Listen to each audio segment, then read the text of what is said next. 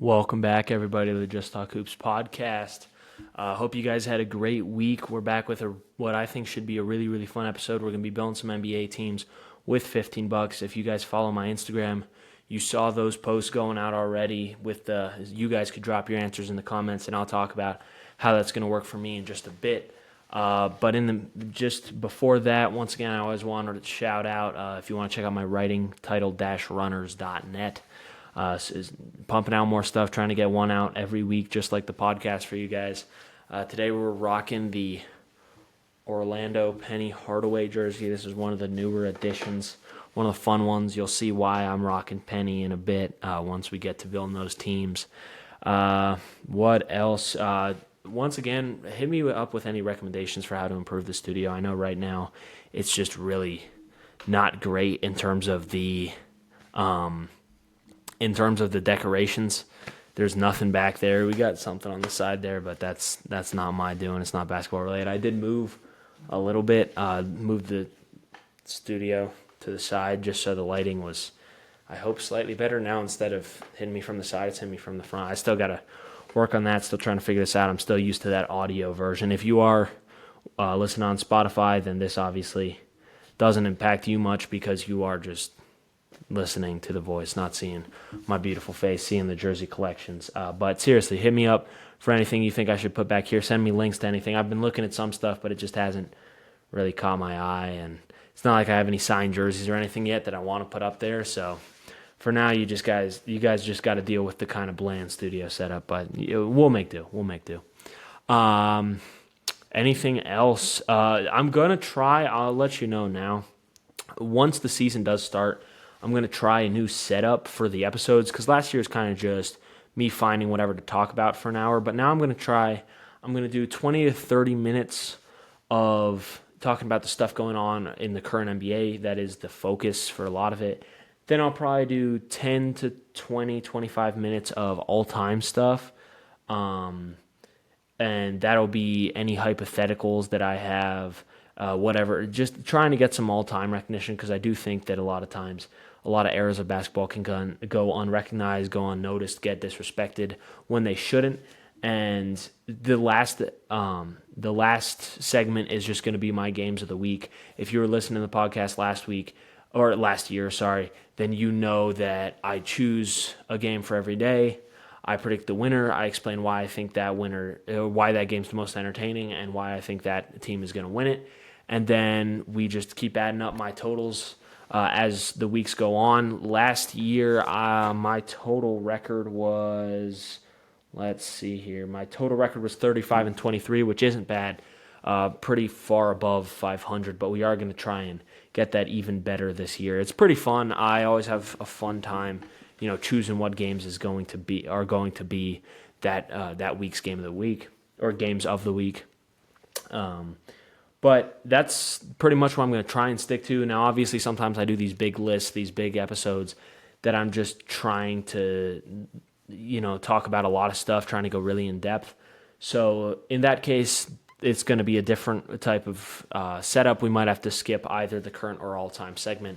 But I do think that I'm going to try and stick to that for the most part just so we can get a lot of different stuff, talk about a lot of different stuff. And if you guys have any recommendations, as always, Just Talk Hoops on Instagram, hit me up. I'm always super willing to talk about basketball, talk about life, talk about anything. So any questions, comments, concerns, criticisms you have, hit me up on there. And I don't think there's anything else. If you are watching on YouTube, make sure, drop a like, subscribe, right? Give you the old, YouTuber, it's basically their Bible, right? Drop a like, subscribe. Hit that notifications bell. Smash that subscribe button. All right. I'll get on with the basketball, just, doing my promos, stuff like that in the beginning. But now we'll get on with the basketball. So here are the rules. Over the past 6 days, I posted 5 different choose your NBA team with $15 posts. I missed out on the one on Friday because I was just busy and I just missed it. But I did one on Monday, Tuesday, Wednesday, Thursday, and Saturday. Each one of these was from a different era, right? So I did 80s, 90s, 2000s, 2010s, and 2020s. And what we're going to do is I'm going to give you my teams now. So a bunch of you guys commented, you gave your teams. Thank you so much for that. I'm super glad that you guys were engaging. Super glad that you guys enjoyed those posts. Some people DM'd it to me, which I appreciate as well. Or they, said in the group chats that I'm in, whatever. I appreciate that as well. But I'm not going to take that into account when I'm doing my first rule for making my teams, which is if a team was dropped in the comments of that post, I cannot make that same exact team. So I cannot give you a team that was already made because that's boring. I need to give you my take, my picks for these teams. Second rule, the most used player in the comments, I cannot use that player. So if 7 different people commented and gave their teams, and 5 of those teams used Michael Jordan, I cannot use Michael Jordan because I'm trying to give different players their love, right? There were 25 total players on those graphics. There's no reason that I should use the same one that everyone else was using. If it was used the second most, I can still use that player if I think they fit my team and obviously they fit my budget. If there's a tie for the most used player, then I have to choose. I can't choose either of them, right? So if it's both Michael Jordan and Dikembe Mutombo is the most used one, or if there's 3 or 4, I can't use those. This is true for all of them except for the 2020s one since we just got the least comments on that one. So there were like 7 players that I couldn't use. It made it really difficult to actually make a fun and competitive team. So one of the guys, he chose 2 teams, and then I just chose the one that he said was his favorite. For that one, it's a little bit different, but for every other decade, I did just post that this morning. And also, after this episode comes out, feel free to go back to those posts. I really appreciate if you guys drop a like and then comment your team, right? Comment what team you think, or you can debate my personal team and you can be like, no, you're smoking something putting this guy and this guy together. That wouldn't work because of blah blah blah. Like I really appreciate that engagement. I already appreciate all the people who engaged ahead of this episode, and then I'll still appreciate all of you guys who engaged afterwards. And let me know if you want to see me doing more of these post type of things that you guys can engage with and then I can engage with, because I think this is actually a really fun concept. And if I can think of some more stuff, I'll definitely get some more out to you. But anyway, I think those are all the rules. Oh, one last one. Or 2 last ones, actually. Sorry. First of all, I have to have at least one player that nobody in the comments used. And this is as of Saturday night, right? So nobody in the comments used that player. I have to have at least one of those players. Now, one of the teams I think everyone was not used. So that's, but at least one. And last rule is I'm trying not to build all my teams around the same kind of dynamic, right? Because there is a way that I could be like, okay, I'm going to build around this one specific player, or I'm going to build all my teams around big men, or all my teams around point guards. I don't want to do that. So I tried to build them all around different kind of archetypes of teams. Some of them still end up being similar. I'll explain the archetype as well. I'll go into depth about what I think that team, what they would look like, how I think they would be successful, how successful I think they would be. And I might, talk about which one is my favorite, which one I think is the best. And then finally, just a couple things about that I'll be talking about that aren't rules, but I'll be talking about. I'll give you my favorite team that someone created. If I can find the creator of that team, I'll give them a shout out, but a lot of them I just have written down like exactly the team, not the person who created it. And then last one was, I had one last thing I was going to talk about, but I can't exactly remember. So if it does come back to me, then I'll let y'all know. But starting off with the 80s. The 80s, so I'll start with a team that was my favorite that you guys created. Just looking through them here. One of the ones that was really fun, someone just took the entire $3 row, right? So Dennis Johnson, Sidney Moncrief, Alex English, Kevin McHale, and Ralph Sampson. Oh, I remember what I was going to say. Okay. These are not necessarily the best players of these decades, right? So not every one of the 25 best players for the 80s is represented. Or the top 5 point guards, shooting guards. No, I tried to balance it. So the first row is like Hall of Famer legends. Second row is still Hall of Famers, still All-NBA players, just not quite the best players of that decade. Third one is perennial All-Star, All-NBA candidates. not the level of the first two, obviously. And then fourth one is guys who made a few All-Star games, but I wouldn't consider like a All NBA player. And then the last one is just All-Stars or non-All-Stars, like maybe once, maybe twice, but mainly they're just role players. So I tried to just divvy it up. So guys like Mitch Richmond and Trae Young, and like there's a lot of players who just aren't mentioned. Damian Lillard, a lot of players who could definitely fit into these, and I could make a whole nother graphic just using these guys. But it's just a little bit. It's a little bit easier for me if I just make it so that and I think it's a little more interesting, right? You don't want to have a team that's all superstars because you got to be able to make a good team, not just this is just talent. I want you to actually have to think about the fit of the team and the players. That's my last rule. Okay. Anyway, like I was saying, teams that I thought were really good that you guys made for the 80s. I thought Dennis Johnson, Sidney Moncrief, Alex English, Kevin McHale, Ralph Sampson. I thought that was really fun. I thought, teaming up Magic, Bird, and then Michael Cooper, Ralph Sampson, and Daryl Dawkins. I thought that was a really fun team. Someone obviously got to be a Celtics fan. They chose Bird, McHale, and Parrish as their front court, and then they had Mo Cheeks and Michael Cooper. That's a fun team. You guys, once again, thank you so much for commenting, giving your teams. Now moving on, so those are all teams that I can't use, and I'm not going to go through every team just because there's about 8 here that I can't use. And I don't really want to, I feel like it would be a little boring for you guys to just listen to, he's just listing off players.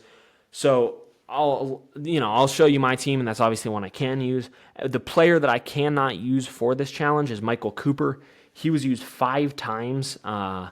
He was only $1 if I'm remembering correctly, so that definitely makes a ton of sense because he was a great player, great defensive wing, and for just $1, that's a super budget steal. So now we'll move on to what I think my team would be. So at the 1, I'm going Mo Cheeks. He was used by a couple of you guys. Great passing point guard, right? He's just $2. So he's a great passing point guard. He's going to be we're using him as a facilitator. He doesn't need to be our main offensive option. He could still fill it up. He wasn't only a passer, but his main role in this is to be a facilitator. For this type of archetype I was going for 2 super good scoring wings and build around them. So those 2 wings are George Gervin, who was used by nobody, and Julius Erving, also used by nobody. George Gervin, $4. Julius Erving was $5.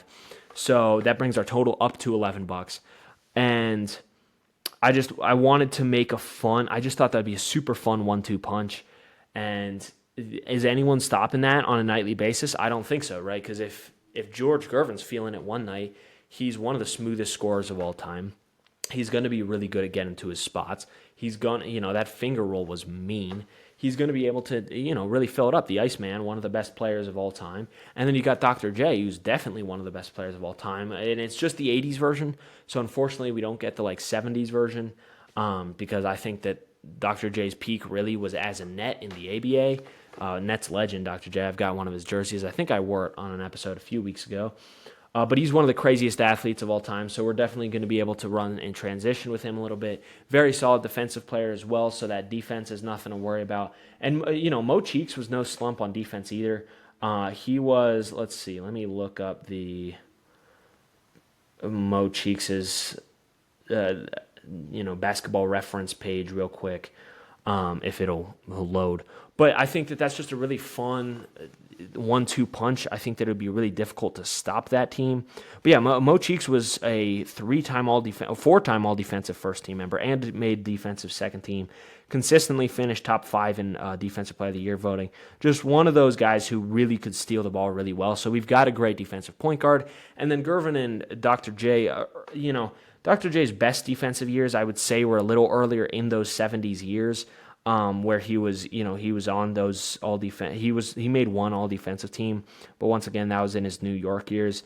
But he was a very solid defender after that. Super athletic, obviously, one of the greatest athletes this league has ever seen.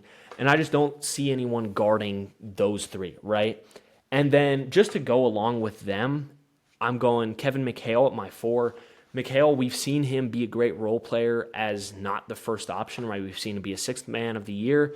We've seen him be one of the better guys. He's fitting alongside Larry Bird and Rob Parrish and Dennis Johnson and all these great players. Cedric Maxwell, who's also on this graphic.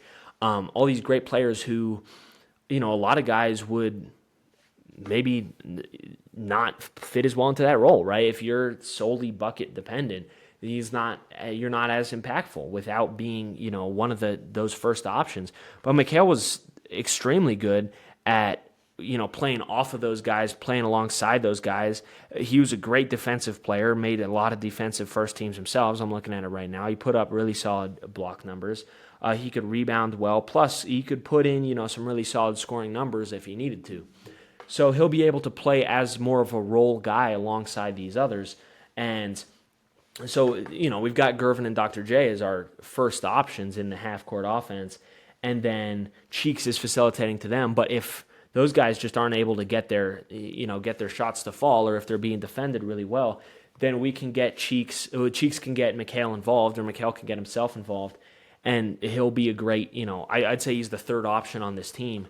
And I'm perfectly happy as having him as a third option. And I think he's a guy who could play really well as a third option. At the 5, we've got a teammate of both Mo Cheeks and Dr. J. So we're basically just building the Sixers. We've got Daryl Dawkins. One of the more fun role players of all time, right? Crazy athlete. So we're going to have, this team's going to get some highlights for sure. He's, Chocolate Thunder. He's going to destroy some of those rims. We're going to have him. His role is not to score the ball a whole lot. We don't need him to do that. He's the last option on this team. His role is get his rebounds, right? Block some shots, and then just be there to do the dirty work, right? He's an enforcer. He's just someone who we need to be efficient, someone who need to be strong.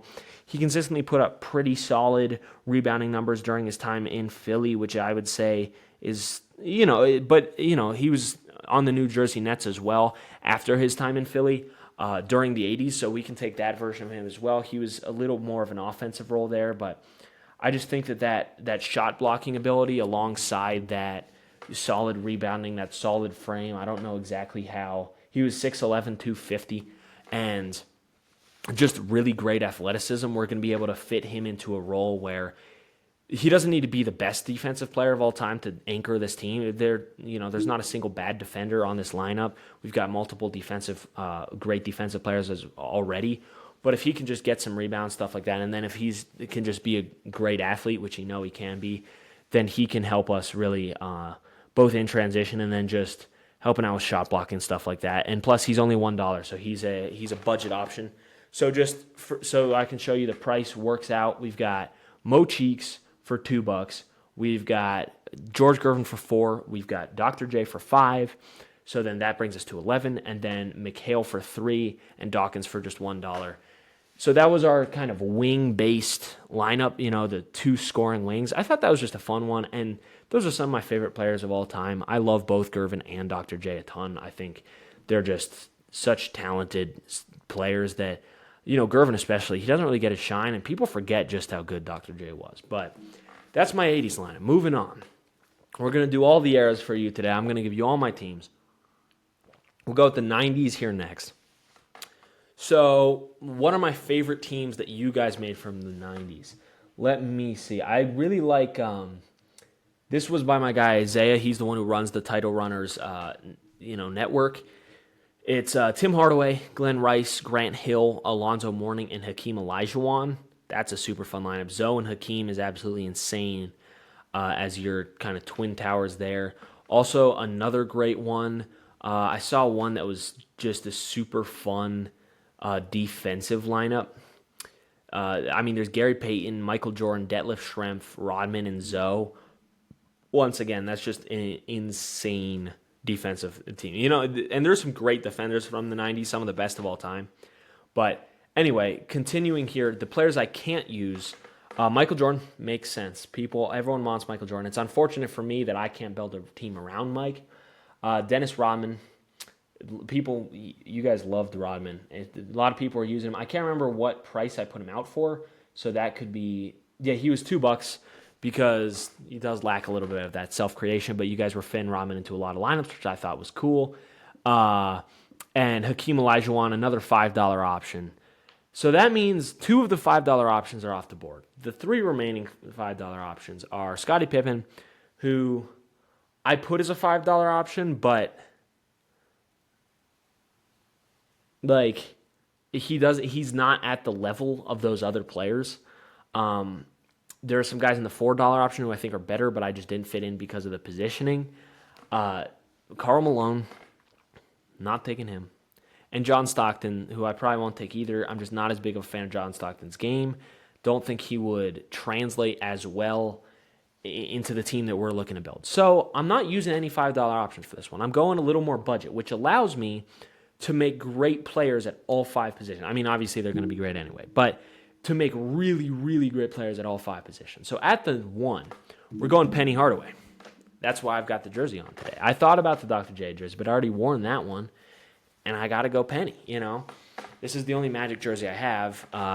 Like I have said on the channel before, I am trying to get a jersey from every team, and I chose Penny for this, for the Magic. Orlando Magic. So Penny for $4. Listen, I love Penny Hardaway. It's just such a fun player archetype, and he fits exactly what we're trying to build here. At the 2, we've got John Starks. Starks, hey, shout out to that 95 finals run besides him choking at the very end. Both of those guys are new, so we've already got our new players. At the 3, I've got Grant Hill, who during his prime, do your homework on prime Grant Hill. Sean Kemp at the 4, David Robinson at the 5. That is an absolutely insane team. That's one of my favorite teams I've built. Now, let me tell you the vision for this team, right? So we're looking to run, this team's going to be fast-paced, this team's going to be athletic. We're looking to get out in transition very quickly. So that's why we've got a great athlete in Penny Hardaway, plus he's a big athlete, so he can, when he's getting, he's running that fast court, or that open court, that fast break, if it is like there's a center or there's a wing who's on him in that, because, you're not staying with your man, so if he does a bigger guy gets switched onto him, he can still finish through him, or he can deal with that switch, which I just think is valuable, having someone who can deal with a variety of defenders. Starks at the 2, he's not as much, like I didn't pick him necessarily for this like fast court pace. I picked him because he's just $1, and then he can shoot, which we need because some of the guys on this lineup are a little less shooting based. Now, the 90s, it's not super shooting based basketball. It's not super 3-point based basketball, I should say. But we do still need a little bit of shooting, and he's going to be able to do that. He's going to be able to get us some buckets. But at the 3, Grant Hill, one of the greatest athletes of all time, he was just one pick away from being one of the guys who we couldn't pick. So I'm super glad that other people are taking Detlef Schrempf. Grant Hill and Detlef Schrempf were the only 2 small forwards that got picked, by the way, which makes sense. Or no, one guy took Horry. I have a Robert Horry jersey as well, which I'll break out at some point. But yeah, I just think they were the most budget options. No one wanted to spring for Scotty at 5. And then at the 4, I had Barkley at the kind of 3 spot, and then Drexler at the 2, which I can understand people not running them there. So they just went with those more budget but super, super talented options. But I'm taking Grant Hill for those same reasons. He's super talented, plus he's not that expensive. And he fits this athletic, run and transition team that we've got going on. Penny Hardaway and Grant Hill, they're both quick. They're both going to be able to get out into that transition. They're both going to be able to do a ton of damage once they get to that rim. Grant Hill was absolutely insane before those injuries. I guess I could have got him the Magic Grant Hill jersey, but his peak was with those Pistons teams, and I just think that he would fit this team super well alongside those 2 big men as well. Sean Kemp, one of the best athletes as a center ever, right? And center / power forward, which is why I'm running at the power forward today, which is what those a lot of those '90s Sonics teams did, right? Like that '96 Seattle Supersonics team that went to the finals. They run him at the 4, and I think Perkins, or was it Irvin Johnson? Was that who they had at the 5? I can't remember. I could be wrong there. Someone has to fact check me on that, because I can't exactly remember if it was Irvin Johnson that I say that like I was alive. that they were running at the 5. I think Perkins was coming off the bench, right? Shout out Sam Perkins. He's also on the graphic, one of the earlier stretch bigs. But anyway, back to the current guy that we're talking about. Sean Kemp, obviously one of the greatest athletes of all time. He's not super known for his quickness, but he's definitely quicker than a lot of the other big men. He's going to be able to outrun a lot of those guys. And then you pair him along Penny and Grant Hill, that is highlights for days. And then if, we do get into that half-court offensive setting, then he's going to be able to run a lot of those different, like he wasn't useless at all in the half court either, and he's big and strong, and at the 4, he's occasionally going to be matched up against guys who are slightly smaller. He's going to be able to punish those matchups. And then at the 5, David Robinson, that, you want to talk about a crazy athlete. That's one of the greatest athletes of all time. We've seen him moving, like he was quick. He's one of the quicker centers. So just having this team that can run it in transition is really, and it's not necessarily built around Penny running it in transition, right? I think Grant Hill could very easily have the ball, or, Starks could have the ball, or Kemper Admiral could, I don't know if I want them pushing the ball up the floor, but it's not necessarily built around like, okay, this is the point guard that's pushing in transition. It's just we've got athletes, right? We're going to outrun all of them. It doesn't matter who's got the ball. We're outrunning them. We're punishing them in the, once we get to the rim. And, defensively, you look at this team, Penny Hardaway, he's got the length to be a really solid defender. Grant Hill's got the athleticism to be a really solid defender. And then David Robinson's one of the better defenders of all time.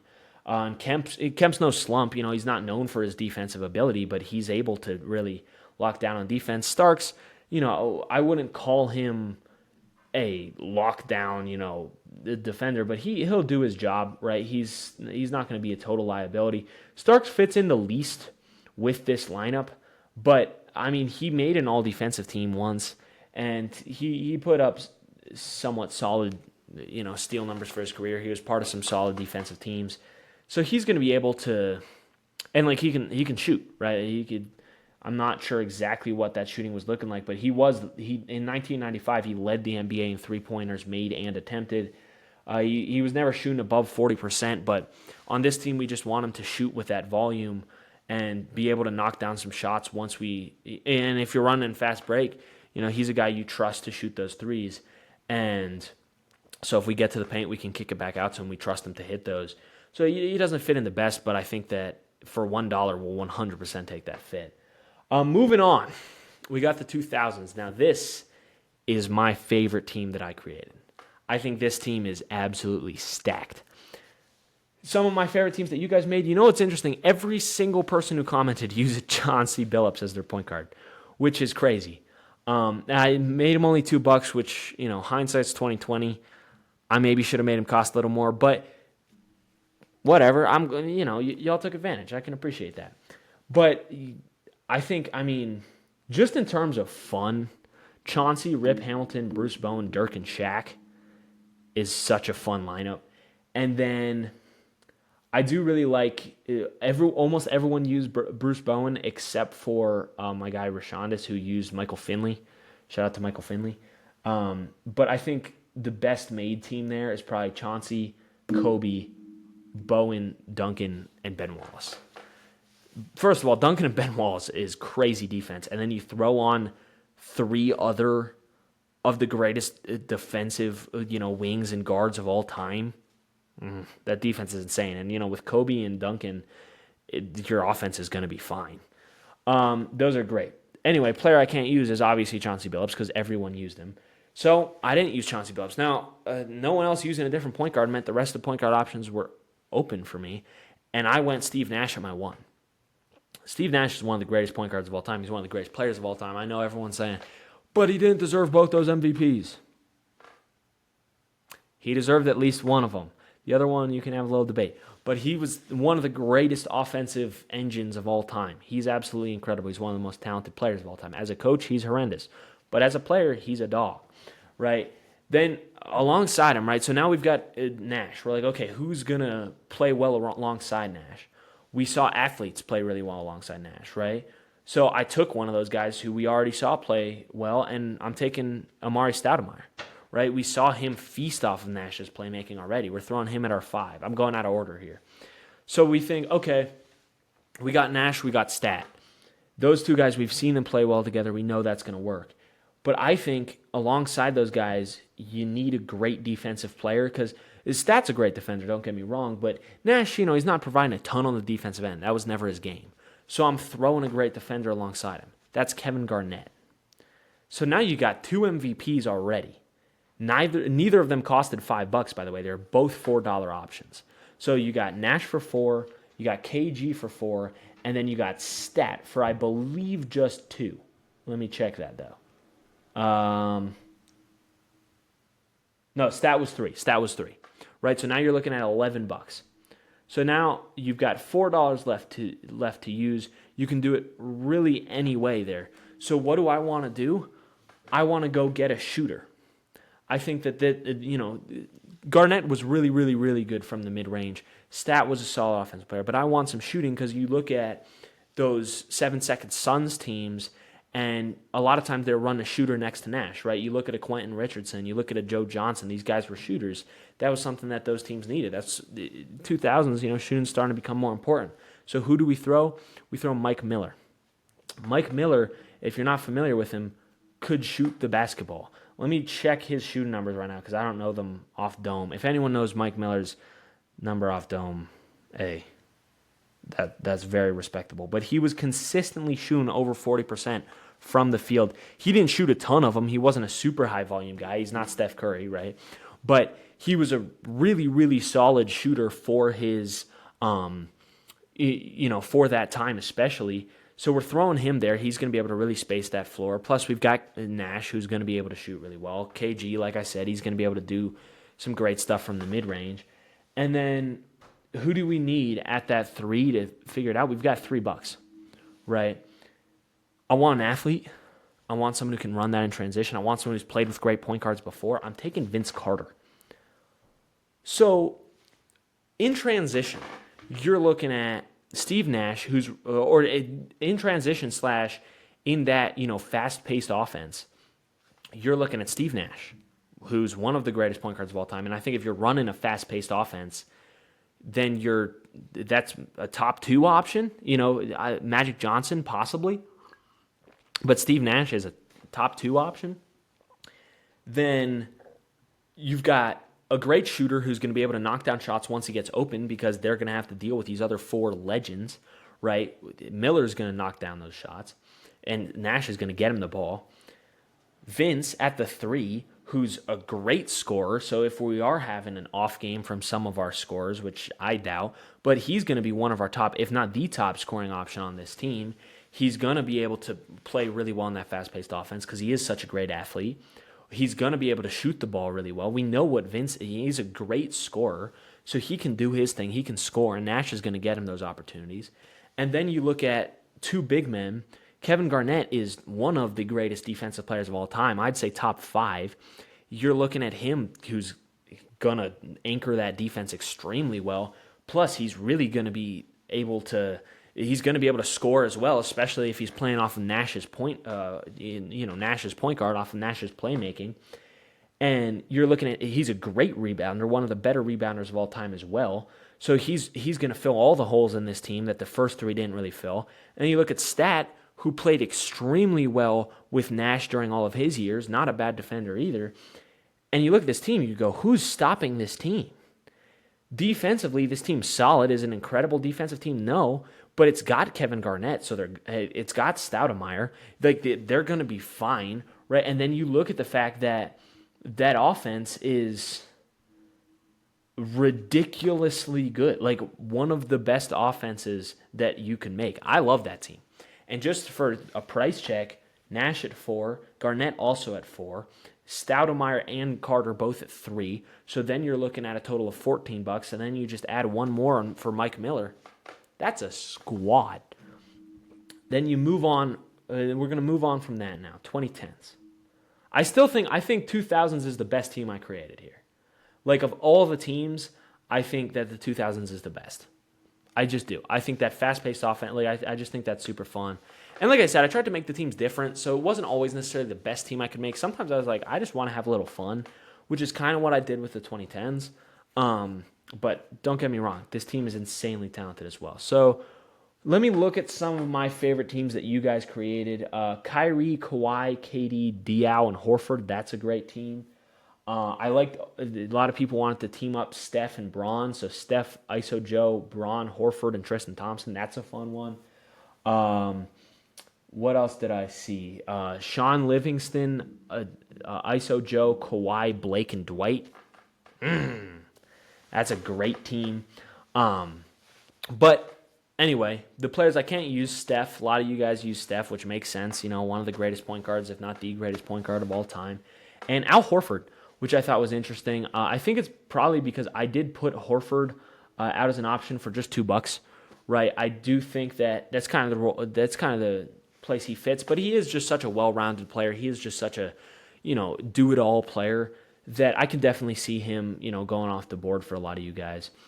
But anyway, my team, I can't use those two guys. So at the point guard, I'm thinking, what's the best option? And I've got to take someone who wasn't used. Every other point guard on this list was used. Now, I kind of had to go with Deron Williams. He was the only one who hadn't been used by you guys, which, once again, I appreciate that engagement. So I went with Deron Williams. And I'm not mad at taking Deron Williams because Deron Williams was a beast in his prime. Now, this is 2010s Deron Williams that we're taking, so we're getting kind of the back half of his prime. It's kind of awkward to have a guy who's maybe in his best in the 2000s being taken in the 2010s, but we are still getting, I think some of his best years were in 2010, 2011. Great playmaker. He's going to be able to get to the rest of their guys, and believe me, I'll show you the rest of the guys.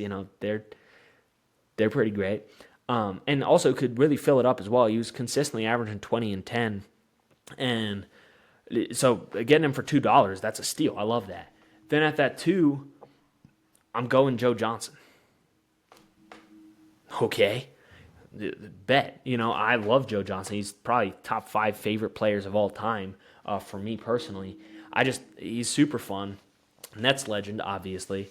What I kind of wanted to do with this was I was going to go a couple of players with a ton of offensive punch and a couple players with a ton of defensive punch, and then just kind of merge them together. Now, I do think, there are some players here that don't exactly fit one of these molds, and I don't know exactly how well this team would gel. But hey, it's a fun team. At the 3, actually, let me go to the 5, because these are kind of my 3 role guys, right? Here are their roles. Deron Williams, his role, he's not as much of an offensive option. He's supposed to get the ball to our stars. ISO Joe, he just fills it up when the other guys are getting stopped. So and knock down shots, right? So he's going to play a little bit more as that catch and shoot guy, but he's also, he's got the green light to do some stuff. He's probably the 3rd option on this team. And then at the 5, we've got Roy Hibbert. Big man. That's his role. Big man. His role is just grab some rebounds, play some great defense, which we know he can do both of those. He doesn't need to do a ton on the offensive end, but he's one of the guys who's bunch of defensive punch, right? So we got Deron, ISO, they're running a lot of that offense, Hibbert anchoring down that defense. We need a great perimeter defender, and why not get a little offense in that too? We'll take Kawhi Leonard for just $4. I'm saying that like I didn't create the damn team. But Kawhi for $4 I think is an absolute steal. I think that Kawhi is one of the most talented players of all time. Obviously, unfortunately, injuries have really dismantled him. I have him in a Raptors jersey here because I do think, that rap. But we can take any version of that 2010s that we like. So, if it's Spurs Kawhi, so be it, right? Because Spurs Kawhi was still insanely good. But I don't think that there's any problem with taking Kawhi Leonard here. I love him as a player. And that defensive punch is a lot of what he's bringing, right? So we don't necessarily need him to score a ton. Now, we know he can, but we don't need that necessarily. We need a lot of that defensive punch, which is what he's going to bring alongside Hibbert as well. And if he ends up playing into a role of sort of being that being a 3rd option on this team, I wouldn't be mad at it. I think that ISO Joe could be that 2nd option, or Deron Williams could be that 2nd option. But that begs the question, who's the 1st option? It's Kevin Durant. You know who I am. I got to go Kevin Durant. He's maybe my favorite player of all time. And if anyone's going to be your number 1 option, Kevin Durant's a great choice. I could have gone Braun here.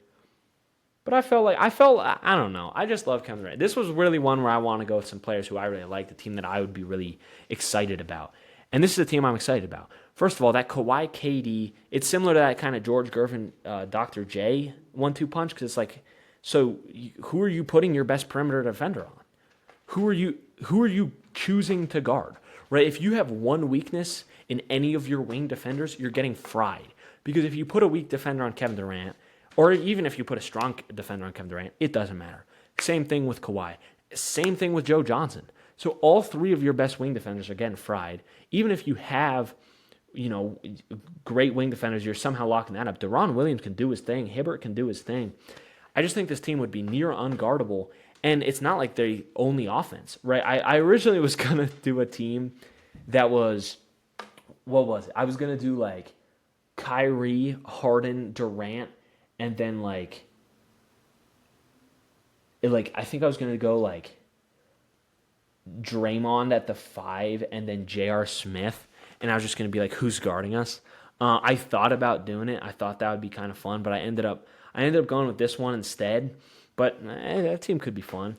But genuinely, who's going to stop those wing scorers? And then KD during his prime was a really solid defender. I know he's dropped off a bit at this point, but we're talking about prime KD. He was a solid defender. Great length, Kawhi is one of the best of all time. Hibbert is a great defensive big man. Joe Johnson is not going to do a ton on defense, neither is Deron Williams, but we've got a solid defense. They're not going to be the best in the league, but it's really solid. And that offense could very well be the best in the league. So I just think that team would be absolutely ridiculous. Absolutely ridiculous. Like, really hard to stop. And just fun. Like, I kind of just built that one because I thought it was fun, to be honest with you. And then just price check. But all three, Deron, ISO Joe, and Hibbert are all $2. So that's 6 total. And then we throw Kawhi Leonard and Kevin Durant as the last 9 points to make a total of 15. I just thought that team was a really fun one to make. Now the last one, right? The 2020s. Now it was difficult because we are only halfway through the 2020s. And I wasn't sure exactly, I tried not to do players who I felt like their prime was in the 2010s. But I still found some really good options, and so did you guys. So only 4 teams were really commented, but like I said, I took out one of those teams since it just had a lot of overlap with the other, and it was made by the same guy. So I didn't count that as one of the teams that I can't do, if that makes sense. I didn't end up doing the exact team. I just ended up stealing one of the players because I thought it was fun. But my favorite team that was made, I think Jamal Murray, Jaylen Brown, Lou Dort, Pascal Siakam, Nikola Jokic, that's an insane team. It's an insane team. Props to whoever made that one. I can't remember who it was, but props to whoever made that one. But that team did have 3 of the players that I ended up not being able to use, which are Jamal Murray, Lou Dort, and Nikola Jokic, which means I'm not building the Nuggets. I guess I'm not building the Thunder either. So, Jokic is one that you kind of want to have, but I was like, okay, I can work around that, right? There are still some great players in that $5 slot who I can use, right? Luka, Shea, Giannis, Embiid. All 4 of those guys have had a crazy peak in the 2020s. I know Embiid isn't the same anymore, but y'all forget about peak Embiid. And I almost took him, but instead I was like, let me go with 2 of those guys. Let me go with 2 of those guys who I think would complement each other extremely well. Let me go with Luka Doncic and Giannis Antetokounmpo. Who's stopping that? And the biggest complaint about Luka has always been, oh man, he doesn't have any defense. Well, Giannis does, right? Giannis's biggest complaint has always been, well, he's not a great three-point shooter. Well, Luka is. So you're running both of them together. Oh, whoops.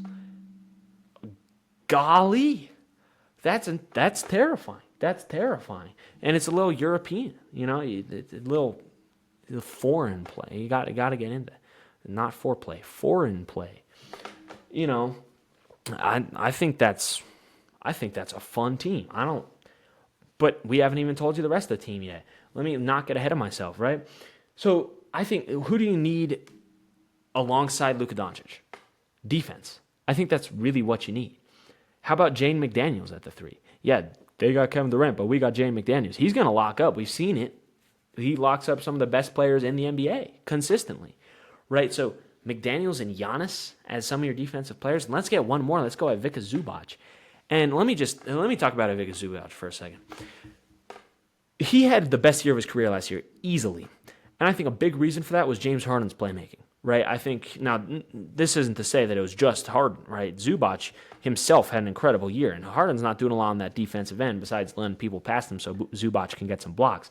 But Zubac he had a great defensive year, which is a big thing. Like, now you got Jane McDaniels, Giannis, and Zubac as your front court. Defensively, that's fuel for nightmares on the other team. But then you look at that and you're like, okay, well, what's he going to do on offense? Well, he's going to be one of the best lob threats in the league. Who's one of the best lob throwers in the league? Luka Doncic. Ugh. So now your options are, on offense, have Giannis bulldoze the entire team. Have Luka do his magic, score, just however he wants. Have a Giannis and Luka pick and roll, or have an Ivica Zubac and Luka pick and roll. Have Luka throwing lobs to Zubac. Who's stopping that? I don't know anybody who's stopping that. I don't think there are players who are stopping that. I just think that fit is that's a fit of dreams. They both play in LA right now, just different teams. Like, Zubac is going to be huge on that team. But what does that team need? They need someone who can shoot the ball, right? Luka's going to be able to shoot. And Giannis just had the best shooting year of his career. Jane McDaniels, Zubac, and still sort of Giannis, their three-point shooting isn't moving me, right? And this is 2025. We need to be able to shoot the ball, right? That's an important thing. We need to be able to shoot the ball. So we're taking Zach LaVine for $2. Now, I debated between Zach LaVine and Tyler Hero. I also debated between playing McDaniels at the 2 and then bringing in Aaron Gordon. But I decided that was getting a little ridiculous, and I was just trying to recreate Lob City. So I was like, okay, Zach LaVine, because first of all, he's going to have that great three-point shooting, right? Zach's been a great three-point shooter throughout his career. He's going to continue to provide that to any team that he's on. Plus, that athleticism makes it so he's going to be able to, and we can take prime Zach LaVine here. He's going to be able to get to that rim really well. He's going to be able to get his own shots really well. He's going to be able to run in transition really well. And I know, Luka's not super quick. He's not someone who's running transition a ton, but Giannis and Zach LaVine in transition is nothing to mess around with. That's scary. And you don't need him to play a ton of defense because we've got other players playing a ton of defense. I think this team is one of the best that I've built as well. And the player who no one took, multiple of them were not taken. Zubac is one of them. No one took McDaniels, and no one took Luka. So we're set on that. But now the question is, which of these teams was the best? And I've decided I'm going to try and do like a little bit of a head-to-head thing, right? So I'm saying I'm going to do 80s versus 90s, 90s versus or how should I do this? Because 5 teams makes it a little tricky to do a head-to-head, doesn't it? I'll just do I'm going to do 80s versus 90s, 2000s versus 2010s, and then I'll just do 2020s. This is tricky. I got to figure out how to do this because I wasn't really planning on doing this. I was just going to say my favorite. But we've got about 10 minutes left, and I kind of want to see how these teams would match up against each other, and this is all unscripted, so now the whole episode's unscripted. We always do everything unscripted, but it's not like I have it written down. But we'll do which team is better, 80s or 90s, 90s, 2000s, 2010s, 2010s, 2020s, 2020s, 80s, so that every team gets 2 matchups on either side, so that it's not I say on either side, so it's not too separated, but then we're doing 2020s against the 80s just for fun. So, okay, 80s versus 90s. Just to remind y'all of the team, we've got Mo Cheeks, George Gervin, Dr. J, Kevin McHale, Daryl Dawkins, versus Penny Hardaway, John Starks, Grant Hill, Sean Kemp, David Robinson. Let's talk about the matchups, right? I think most likely the Penny and Gervin are going to be matched up just because I don't really trust Starks to defend Gervin, and I don't think Cheeks really has the size to defend Penny. He could probably do something. But I think neither of those two are really stopping the other. I'd say Starks and Cheeks are probably on each other. I think Cheeks is going to do a significantly better job defending Starks than Starks will do defending Cheeks. Maybe I should just call him Mo. Sorry. Anyway, I could call him Maurice. All right, Maurice. So I think Maurice is going to do a significantly better job defending Starks than Starks is going to do defending Maurice. And I think that Starks could kind of get played out of this matchup. Dr. J and Grant Hill, oh my God, that is peak basketball. The two of them meeting in the air is something I need to see. I do think Dr. J's a better player, but I think if anyone's going to match him athletically, prime Grant Hill's not a bad option. And then McHale and Dawkins don't match up incredibly well against Kemp and Admiral. But here's the thing. I think I would lean giving this team... I would give this series to the... man. I don't know. I really don't know. Because part of me is thinking the 80s just because I think that they match up slightly better, right? McHale and Dawkins are solid defensive players versus I think that the 90s just doesn't quite have that perimeter defense to stop George Gervin and Dr. J. But then again, you're going to have Admiral and Kemp roaming in the paint, and it's not like Hill or Penny are bad defenders. I'll lean 80s because of that. Because of the fact that I just don't trust that 90s team to stop Gervin and Dr. J super well. And I think the 80s has the personnel to do damage. And on the defensive end, they can do a little bit. And, I mean, I think it's a 7-game series. I think almost every one of these is going to go 7 just because of the talent on each side. But I'll lean the 80s slightly. Now, 90s versus 2000s, I'm going 2000s. I'm going 2000s. Listen, I'm sorry to this 90s team that making you go 0-2. I built you. This is my fault. You know, it's like seeing a child get my own child, which I don't have because I'm 17. But, like, it hurts to see. But this 2000s team is stacked. There's no way now that 90s team is being it. Like, that 90s team is ridiculous. Don't get me wrong. But when a lot of your offenses come through those big men and the 2000s have KG and Stat, and then we were already worried about their defense not being able to quite hold up. And then, I mean, listen, I think this might be... This is a closer series than you think, but I just think that 2000s team is so stacked and that talent and that fit just fits even better to me, then I'm giving it to them. I'd say this is a 6-game series. The 90s team is nothing to scoff at, and I think they could still easily, potentially win that. Also, injuries are off. Let's be for real. But I'm giving that team slightly to the 2000s, or that series slightly to the 2000s. 2000s versus 2010s, this is an interesting one. It's a very interesting one, because now you're looking at, okay, let's look at those matchups again, right? Nash and Deron Williams are probably on each other. Now, neither of those guys is going to lock up the other. I think Nash will still produce better just because he's a better player. But then you're probably running Mike Miller and Iso Joe on each other. Mike Miller's getting fried. Sorry, Mike, but Iso Joe is frying that brother. Vince versus Kawhi. Kawhi is going to do some really solid work on the defensive end there. Some really solid work. And then Vince isn't going to be able to defend Kawhi. And then you look at KD versus... I mean, the 2000s are obviously going to have KG on KD, clearly. But I think there's a world where the 2010s try Hibbert. I'd still probably put KD on KG, but there's a world where they try it for a game, right?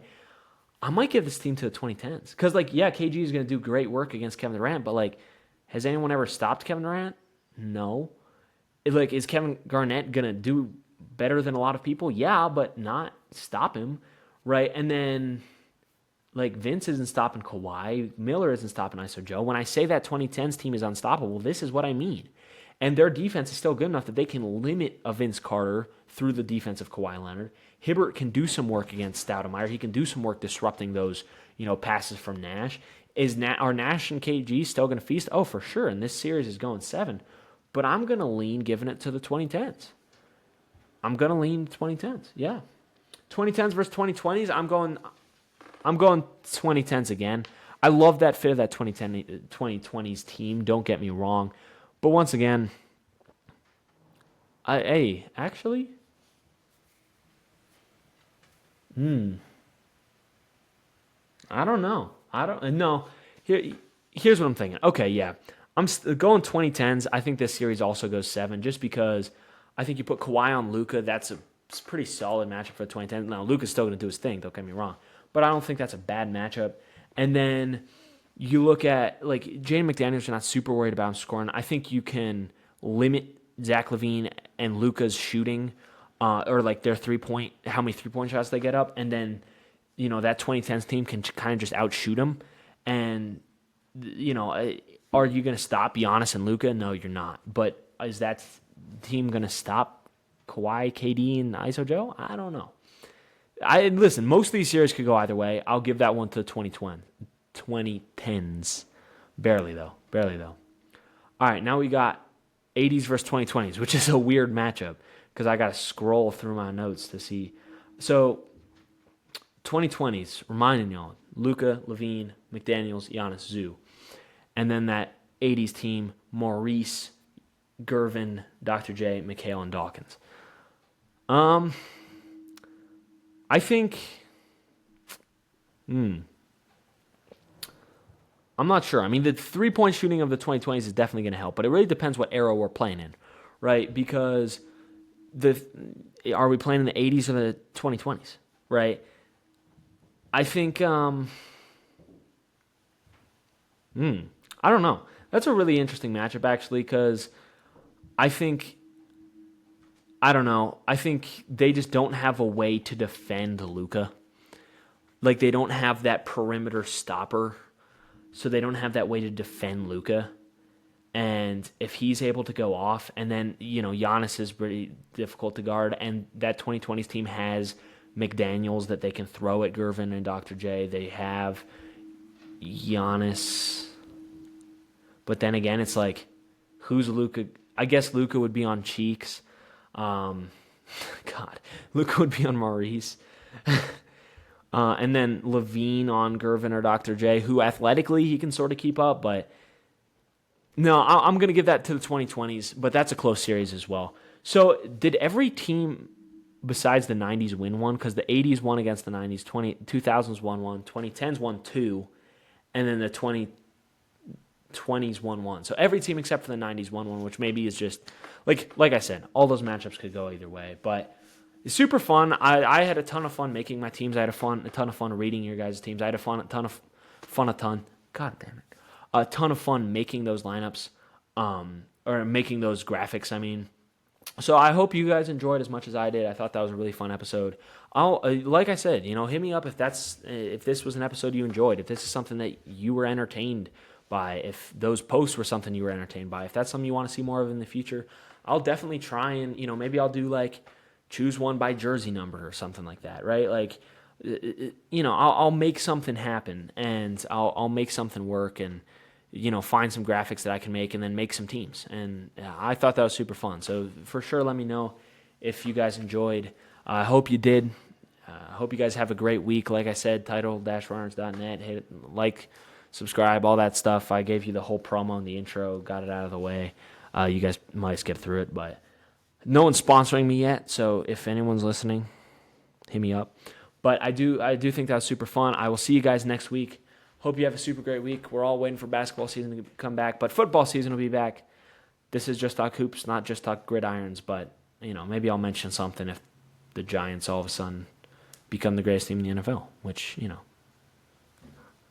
All right, I hope you guys have a great week. I appreciate you all for listening, and I'll see you later.